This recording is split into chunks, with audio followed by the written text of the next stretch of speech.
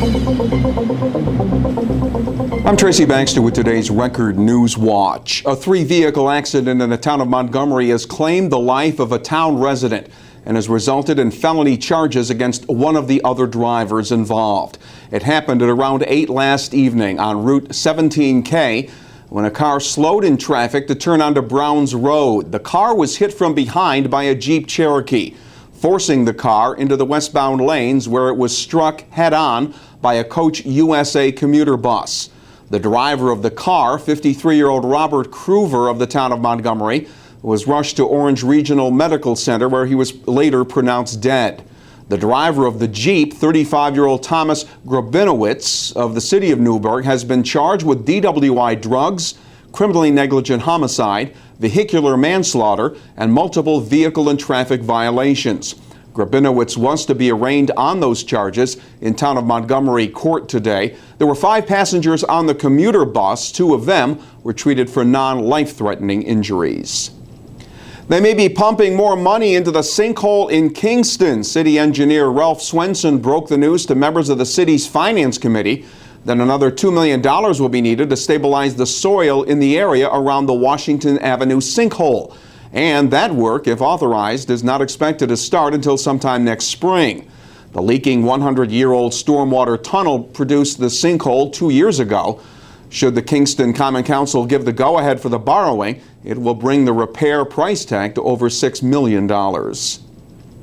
Funeral services were held today in Danbury, Connecticut for a Stewart Air National Guardsman who was killed last week while on overseas deployment in Afghanistan. Staff Sergeant Todd T.J. Lobriaco was remembered by more than 1,000 family, friends, and comrades during a memorial service held at the Stewart Air National Guard base. Lobriaco died when his 105th Airlift Wing Security Forces squadron came under attack. For his service and ultimate sacrifice, Staff Sergeant Lobriaco received the Purple Heart along with the Silver and Bronze Stars. Some unwanted excitement in the town of New Windsor last evening as police responded to a telephone bomb threat that led to the brief evacuation of the Kmart store. The man called the store to say if a credit money card wasn't cashed for him, he'd detonate an explosive device in the store. State police canines were brought in and found nothing.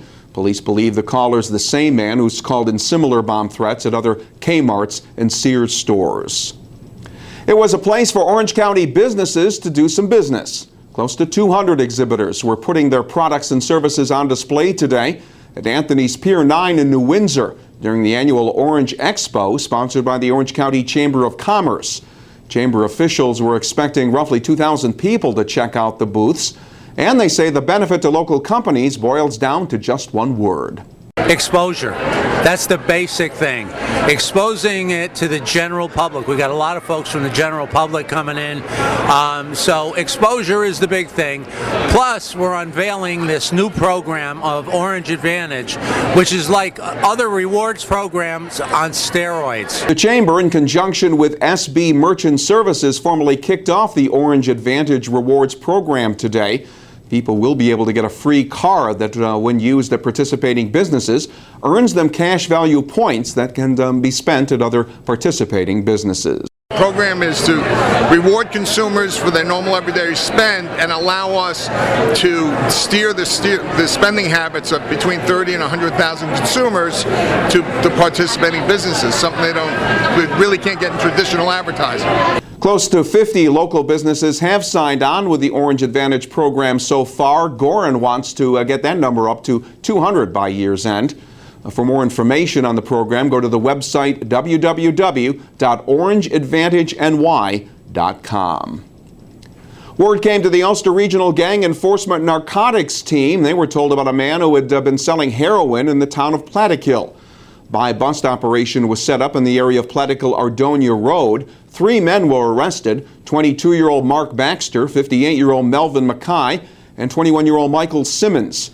At the time of the arrest, officers say Micah had to be subdued with a taser, and Baxter gave them a false name. The third suspect, Michael Simmons, has been identified as a member of the Bloods street gang in Newburgh. A routine traffic stop turned out to be anything but routine for an officer with the Orange County Sheriff's Office after 21-year-old Christian Garcia of Rhode Island was pulled over on Route 211 in the town of Wallkill. An officer discovered that Garcia was holding 19 fraudulent credit cards. He's been charged with the felonies of identity theft, criminal possession of a forged instrument, and criminal possession of stolen property. Additional felony charges are expected to be filed. And plenty of candles are needed on Marie Zaleski's birthday cake. The native of Callicoon will soon be turning 106 years old. And today at Town Hall in Jeffersonville, local Assemblywoman Aileen Gunther threw a birthday party in honor of Marie's 106th birthday. That is coming up September 20th. Zaleski's lived in the area all her life, and she's an icon at Grover Herman Hospital in Callicoon, where she's provided thousands and thousands of hours of volunteer service. And Marie has this advice for anyone seeking to live a long and fulfilling life: keep active and keep working. Evening showers and thunderstorms will cool things off as we head towards the weekend. Friday will be partly cloudy and cooler, with a chance of a lingering shower in the morning. The highs will be around 70 degrees. Saturday will be partly cloudy, and the mercury not expected to top out any higher than around 65 degrees. You'll find news when it breaks right here at Record Online, and get the information to help start your day in tomorrow's Times Herald Record. For Record Newswatch, I'm Tracy Baxter.